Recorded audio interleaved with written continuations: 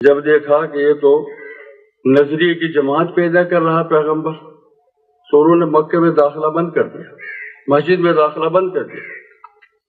اب حضور مسجد حرام میں بیٹھ کے دعوت نہیں دے سکتے، صدیق اکبر دین کی دعوت مسجد حرام میں نہیں دے سکتے، عمر فاروق دیتے ہیں تو مار مار کے بے ہوش بنا دیتے ہیں۔ اب کیا ہوا؟ جماعت تو بنا نہیں ہے، دین کو تو غالب کرنا ہے، لیظہرہ علی الدین کلہ کا فریضہ ادا کرنا، صرف بات نہیں کہنا، اس کی جماعت بنانی ہے جس کے ذریعے سے یہ ظلم کے نظام ٹوٹے۔ تو پھوپھی کا گھر ہے دار ارقم، اس میں خفیہ ملاقات ہوئی، اور وہاں حالات کا اتنا دباؤ موجود ہے کہ ایک کلمہ پڑھنے والا باہر ظاہر ہو جائے سرداروں کو تو اس کو مار مار کر اس کو بے ہوش بنا دے۔ حضور فرماتے ہیں کہ کلمے کا اظہار نہ کرنا، خاموشی سے گھر چلے جانا، خفیہ کام ہو رہا۔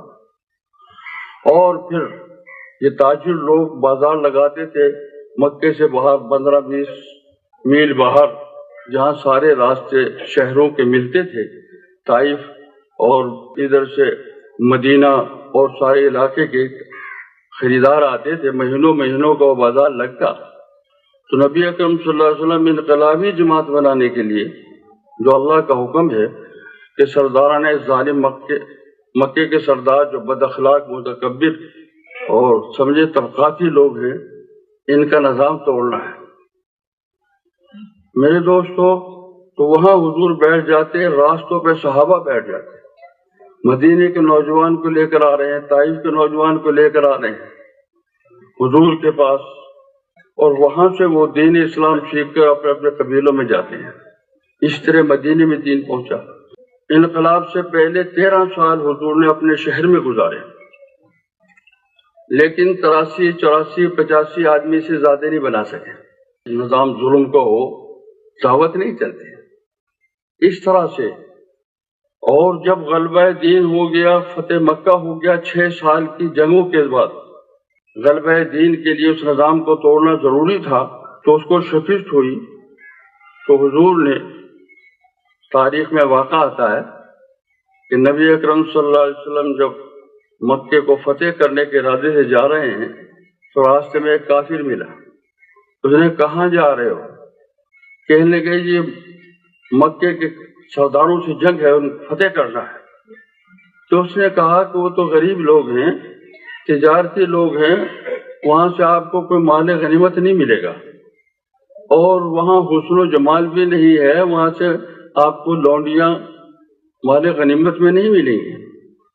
اس لیے میں تمہیں ایک ایسے سردار اور قبیلے کا پتہ بتاتا ہوں جس کو فتح کرنے سے آپ کو مال و دولت ملے گا۔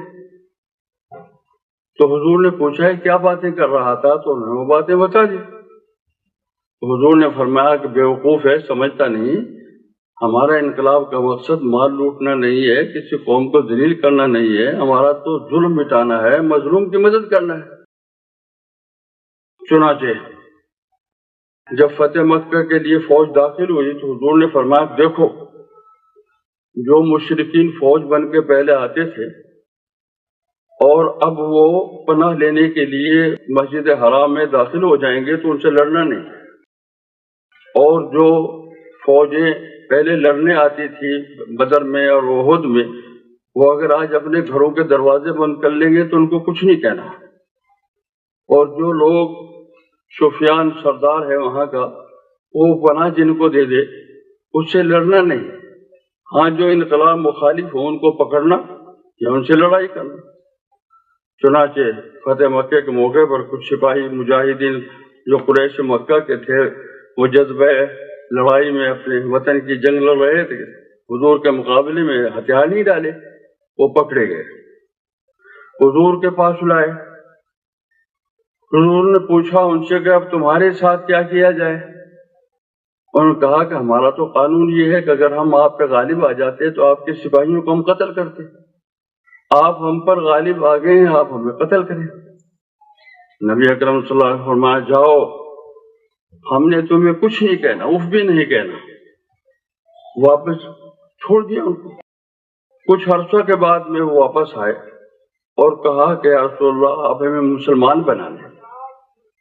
آپ نے پوچھا کہ اس روز مسلمان کیوں نہیں ہو گئے تھے؟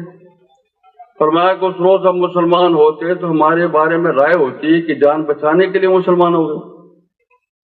پھر ہمارا یہ خیال تھا کہ یہ انقلاب جو ہے یہ کیسا انقلاب ہے، یہ اقتداری جنگ ہے یا کچھ اس کا نظام کا کوئی خاص نتیجہ نکلے گا؟ تو ہم نے دیکھا کہ پیارے رسول آپ کے جماعت کے لوگ جو ہیں وہ تو فرشتے ہیں رحمت کے، ہمارے ساتھ انہوں نے وہ ہمدردی کی جو اپنے بھائی کے ساتھ بھی نہیں کرتے۔ اس لیے ہم نے دیکھا کہ یہ تو انقلاب ہی انسانیت کا انقلاب ہے، یہ تو انقلاب ہی رحمت کے فرشتوں کا انقلاب ہے، اس لیے ہم آج مسلمان ہوتے ہیں۔ آپ نے دیکھا کہ غلبہ دین کے بعد، سرداروں کی شکست کے بعد 2 سال کے اندر پورا حجاز مسلمان ہو گیا۔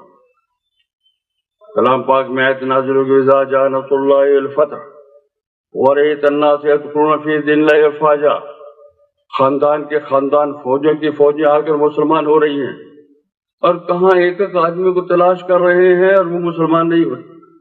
نظام کا خوف اور ڈر ایسا ہوتا ہے، اس لیے غلبے کے بعد ہی دعوت اسلام چلتی